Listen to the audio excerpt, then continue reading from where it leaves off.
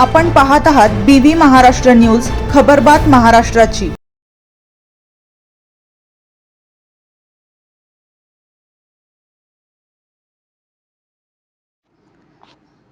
करंजाड येथे छत्रपती शिवाजी महाराज समाधान शिबिर आमदार दिलीप बोरसे यांच्या उपस्थितीत संपन्न। पिंगळवाडे महाराष्ट्र शासन व महसूल विभाग तसेच इतर शासकीय कार्यालयांमार्फत महाराष्ट्रातील विविध जिल्ह्यांमध्ये छत्रपती शिवाजी महाराज महाराजस्व समाधान शिबिराचे आयोजन करण्यात येत आहे। या अनुषंगानेच दिनांक 14 मार्च रोजी सकाळी 9 वाजता करंजाड येथील श्रीराम मंदिर मंगल कार्यालयात या शिबिराचे आयोजन करण्यात आले होते।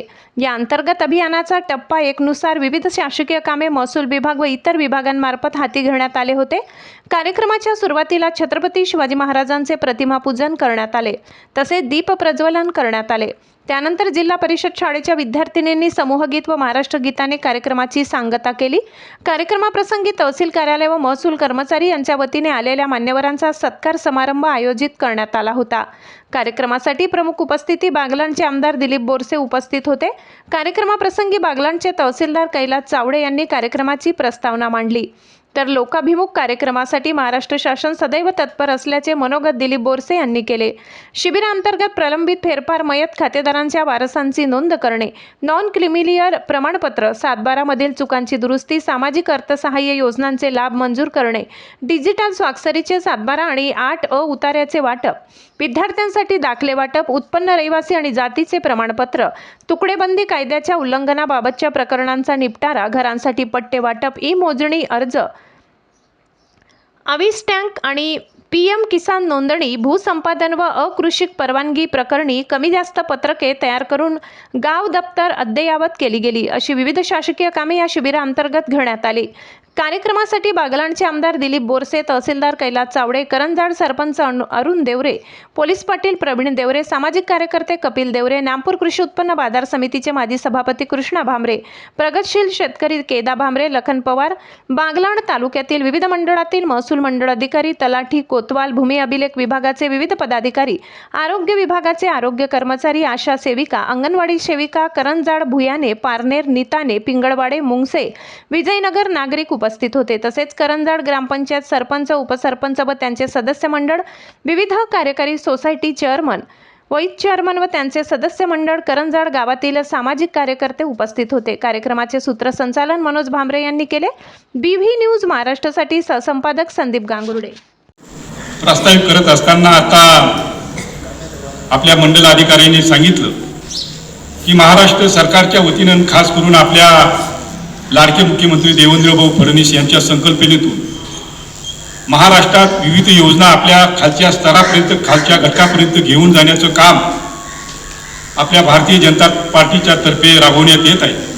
आणि आपल्या शेवटच्या माणसाला आपला लाभ मिळावा त्यासाठी मग महसूल डिपार्टमेंटच्या योजना असतील, कृषी विभागाच्या योजना असतील अथवा आरोग्य विभागातील योजना असतील, त्या सर्व योजना आपल्यापर्यंत पोहोच करण्याचं काम शासनाचे प्रतिनिधी म्हणून सर्व अधिकारी आणि आमदार या नात्याने आपला प्रत्यक्ष सेवेकरी म्हणून आम्ही आपल्यापर्यंत पोहोचलो आहोत। शासनाच्या अनेक योजना आहेत, त्या योजना आपल्या भावांपर्यंत पोहोचाव्या म्हणून महसूलच्या बाबतीत आता आपले तहसीलदार साहेबांनी सांगितलं की आता आपला 7/12 आपल्या घरापर्यंत पोहोच होईल।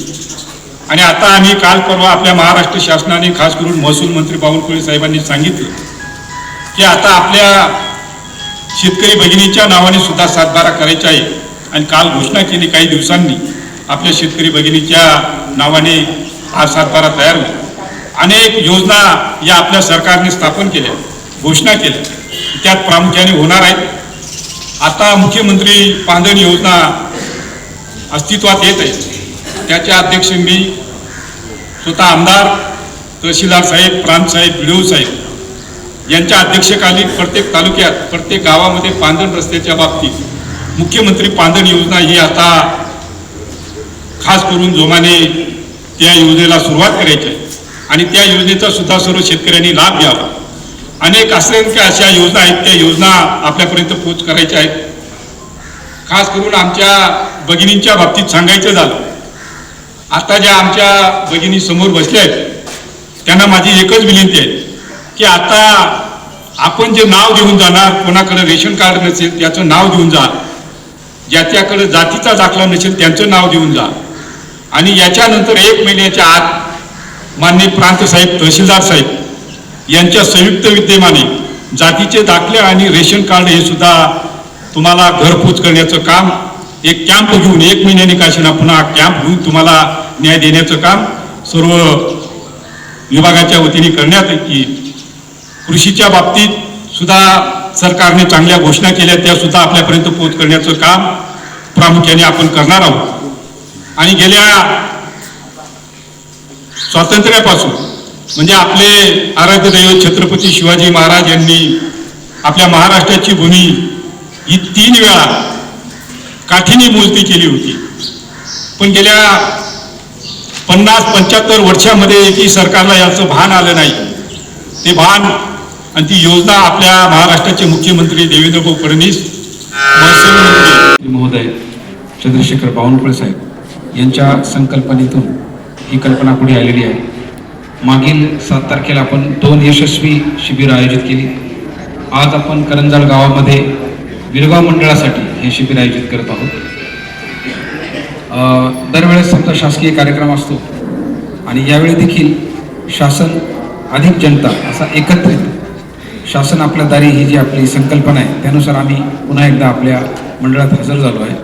सर्व विभागाचे अधिकारी इथं आहेत. प्रमुख विभागाचे गटविकास अधिकारी यांचे प्रतिनिधी आहे, सहाय्यक गटविकास अधिकारी, उपाधीक्षक भूमी अभिलेख आहे, कृषी कार्यालयाचे प्रतिनिधी आहेत. मी स्वतः इथे उपस्थित आहे आणि आपल्या तालुक्याचे लोकप्रिय आमदार महोदय ते देखील आले आहेत. परिसरातील ज्येष्ठ शेतकरी, यशस्वी शेतकरी, आपल्या गावच्या माननीय सदस्य ज्या आपल्या महिलांचं प्रतिनिधी करतात त्या प्रतिनिधित्व करणाऱ्या महिला देखील या ठिकाणी उपस्थित आहेत. सर्वप्रथम मी आपल्या सर्वांचं मनपूर्वक स्वागत करतो आणि आजच्या शिबिराची सुरुवात, या शिबिराची प्रस्तावना म्हणून मी आपल्यासमोर उभा आहे. तत्पूर्वी प्रातिनिधिक स्वरूपात त्यांचा सत्कार बाकी होता. मी आमचे मंडळाधिकारी शिरसाट यांना विनंती करतो की जे ज्येष्ठ नागरिक आणि सरपंच या ठिकाणी उपस्थित आहेत त्यांना गुलाब पुष्प देऊन त्यांचा सत्कार करावा. बुके, गुलाब पुष्प जे काही आहे ते आपल्या प्रेमाचं प्रतीक म्हणून आपण त्यांना कृपया द्यावं.